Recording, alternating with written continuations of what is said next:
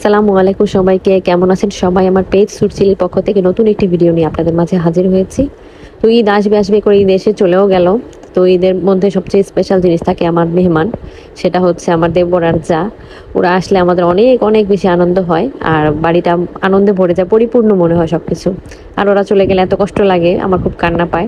আর আমার শ্বশুর বাড়িতে আমার এক মুহূর্ত থাকতে ইচ্ছা করে না। আমার ছোট যা থাকা অবস্থায় আমি অনেক অনেক ভালো থাকি, আমার অনেক মন ভালো থাকে, সত্যি কথা যেটা। আর ও অনেক ভালো মনের মানুষ, তাই এত আপন করে নিয়েছে আমাকে। তো ঈদের পর দিন থেকে আমার জ্বর ছিল, শরীর অনেক খারাপ। তোমার ছোটদের সব রান্না বান্না করেছে, আমাকে কোনো কষ্টই করতে দেয়নি, সেই সাথে আমার ছোট মেয়েকেও খাইয়ে দিয়েছে। তো রান্না করছিলাম মুরগির মাংস, সবার গরু মাংস খেতে খেতে মুখে রুচি নষ্ট হয়ে গিয়েছে। পাশাপাশি আমার মেয়ের জন্য খিচুড়ি রান্না করছিলাম, আর ফাঁকে ফাঁকে একটু চা বানিয়ে খেয়ে নিলাম। জ্বরে আসলে মুখে কিছুই খেতে ভালো লাগে না। তো রাতের ভিডিও, আমার চাচা শ্বশুরের মেয়ের ফ্যামিলি সবাই চলে এসেছে বেড়াতে, আর ছেলে শ্বশুরবাড়ির লোকেরাও এসেছে।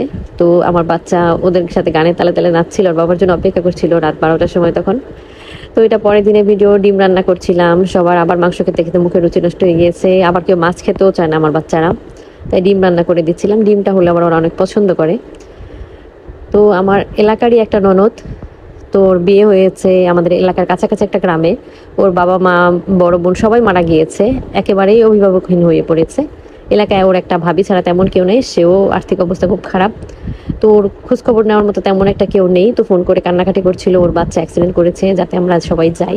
তাই আমার চাচা শ্বশুরের ফ্যামিলির সবাই এবং আমি, আমার মেয়ে, দুই মেয়ে সহ আমি গিয়েছিলাম ওদের সাথে ওই বাচ্চাটাকে দেখতে। তো এই হচ্ছে যাওয়ার ভিডিও। রেল লাইনের পাশ দিয়ে যেতে হয়, অনেক সুন্দর একটা পরিবেশ। অটো পুরোপুরি যায় না, অটো রিক্সা আর কি। তো এরপরে ভেঙে ভেঙে যাচ্ছিলাম, দুইবারে ভেঙে গিয়েছি। তো গ্রামটা খুব সুন্দর, গ্রামের নাম আমিয়ান ডাঙ্গুরি অথবা হাতাই রিঙ্গি, দুইটার একটা হতে পারে, আমি খুব ভালো করে জানি না। তো সবাই ভালো থাকবেন, আল্লাহ হাফেজ।